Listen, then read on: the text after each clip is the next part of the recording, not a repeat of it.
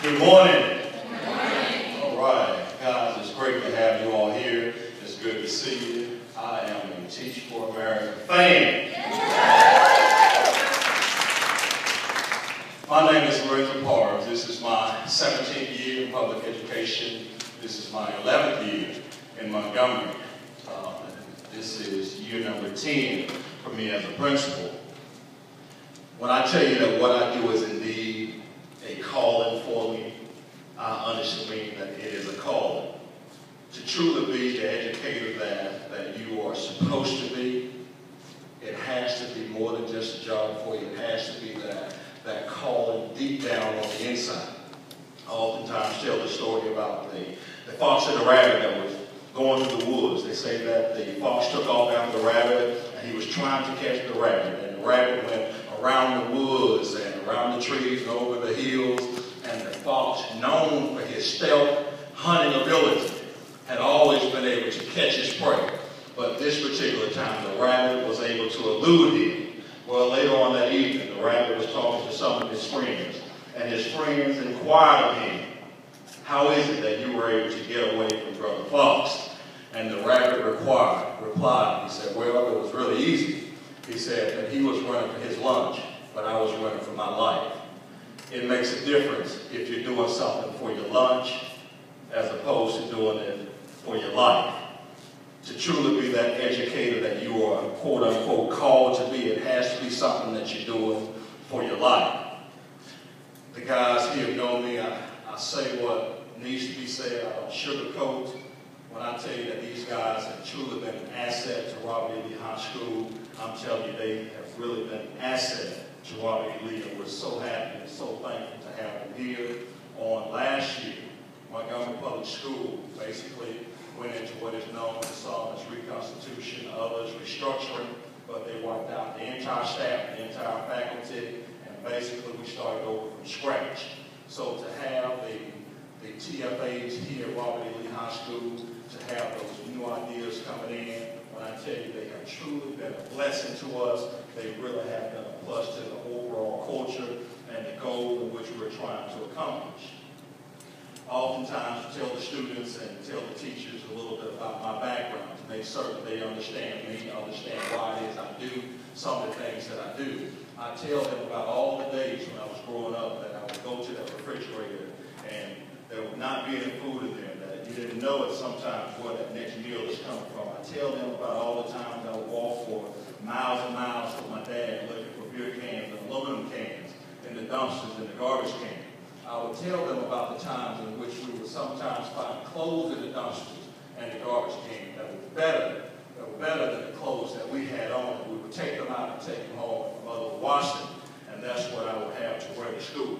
So I tell them about all of those hardships, and when I talk to the students, I try to get them to understand this, that when it's all said and done, the question that they're going to have to answer is, can they get the job done?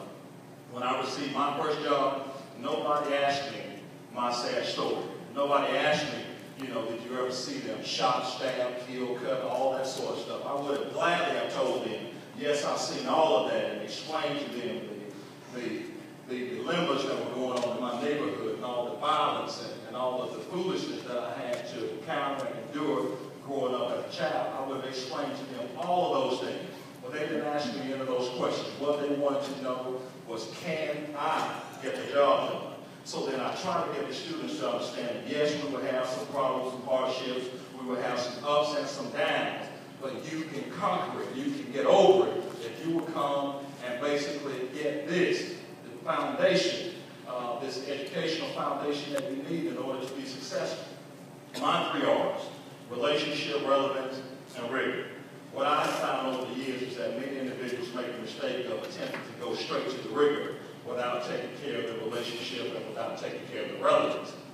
If you fail to show, if you fail to communicate to that child that you have their best interest at heart, if you fail to communicate that you will not be able to get all that you can possibly get out of that young person, you first have to make certain that that child knows that you have their best interest at heart. The old adage, what is it? The students don't know how much they don't care how much you know until they know how much you care. It is so true. They need to know that you care about them. Now, there's a difference between relationship and friendship. Okay, there's a difference. We're not here. We're not educators to be their friends. But we are educators to make certain that we're doing the very best for them. And one of the things that we can do for them is to establish that relationship. I oftentimes wondered growing up how it was that coach could go over there and grab that player and chew him out, and that player would go out there and they would respond. Well, that coach had established that relationship with that particular player, and the child knew, or the player knew, that this individual coach did not have their worst interest at heart, but actually had their best interest at heart. They understood that what the coach was doing was not something that was intended to be in any way detrimental to their well-being, but instrumental to their well-being. So make certain that relationship is there. Relevant. You all have to be experts in your particular areas. You have to be able to show that student. You have to be able to show that student that whatever it is that you're teaching them is somehow relevant to them. Can you get it done without showing them the relevance? Yes, you can. Does it make it a lot easier if you can show them that relevance? Yes, it does. So work to establish that relevance, and then we can certainly work on the rigor to ensure that they are receiving the very best education that they can possibly receive. Mr. Holmes told me a second ago, he said he wondered if I was going to give him some type of poem of some sort. So here we go. Which one? All right. When you get all you want and you struggle with self, and the world makes you king or queen for a day. I've changed it up a little bit to be gender neutral. And the world makes you king or queen for a day. You go to the mirror and look at yourself and see what that person has to say. For it isn't your mother or father whose judgment upon you must pass, but the person whose verdict counts most in your life is the one staring back in the glass. He or she is the fellow that pleads, never mind all the rest. For they're with you right into the end and you pass your most difficult test. If the person in the glass is your friend, you can fool the whole world down the highway of years and take pats on the back as you pass. But your final reward will be heartache and tears if you cheated that man or woman in the glass. Guys, make certain that you're giving them 100% every single day when you walk into that classroom. Yes, you will have some days that are better than others, but because it is something that you're doing for your life as opposed to your lunch, you can go back the next day and you can take that licking and keep on ticking. Keep doing what you're doing. Thank you so much.